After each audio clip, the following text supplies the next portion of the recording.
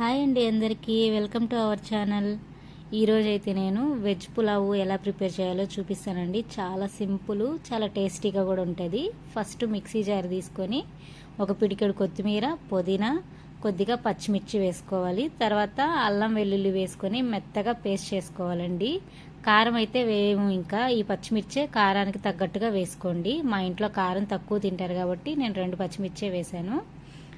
తర్వాత స్టవ్ మీద కడాయి పెట్టి ఆయిల్ ఇంకా నెయ్యి వేసుకోవాలండి.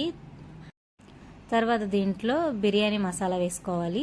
తర్వాత ఆనియన్స్ వేసుకొని బాగా ఫ్రై చేసుకోవాలి. తర్వాత మనం మిక్సీ పట్టుకున్న పేస్ట్ కూడా వేసుకొని దీంట్లో నుంచి ఆయిల్ పైకి వచ్చే వరకు ఫ్రై చేసుకోవాలి. తర్వాత ఇక్కడ వెజిటేబుల్స్ వేసుకుంటున్నానండి. నేను వచ్చేసి ఆలు, క్యారెట్, బీన్స్, టమాటా, అలాగే మిల్ మేకర్ వేసుకున్నాను. మీకు ఇష్టమైతే కాలీఫ్లవర్ అవి కూడా వేసుకోవచ్చు.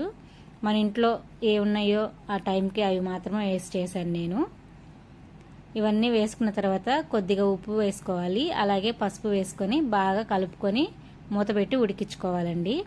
మీలో ఎవరైనా మన ఛానల్ని ఫస్ట్ టైం చూస్తున్నట్లయితే ప్లీజ్ మన ఛానల్ని సబ్స్క్రైబ్ చేసుకోండి. వీడియోస్ నచ్చితే లైక్ చేయండి. మూత పెట్టుకొని ఉడికించుకుంటే ముక్కలు బాగా తొందరగా మగ్గిపోతాయి, వంట అనేది ఫాస్ట్గా రెడీ అయిపోతుంది.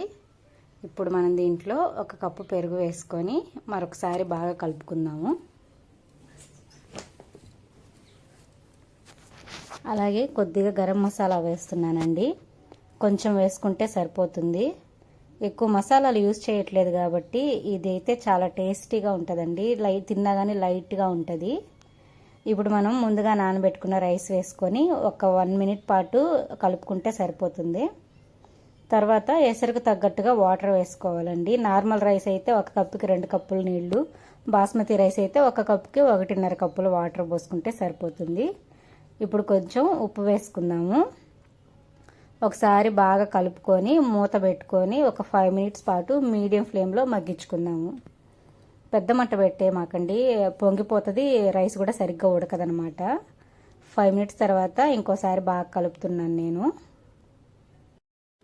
ఎసరు చాలా వరకు తగ్గిపోయినాయి కదా, ఒకసారి కలుపుకొని మళ్ళీ మూత పెట్టుకొని ఉడికించుకోవాలి.